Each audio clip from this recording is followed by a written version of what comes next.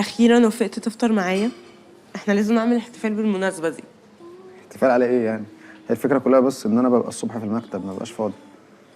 بصراحه حاسه ان في حاجه تانية منعاك. حاجه تاني زي ايه؟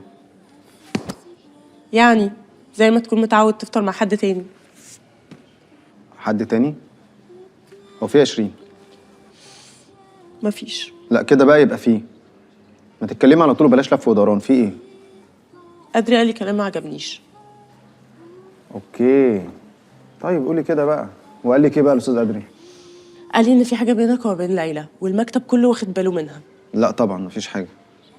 وكلنا اصلا في المكتب عارفين ان ليلى مرتبطه بواحد زميلنا ومعانا في نفس المكتب. لا مفيش. وبعدين ادري ده اصلا ما بيعملش اي حاجه في الدنيا غير ان هو بيوقع بين الناس وبعض.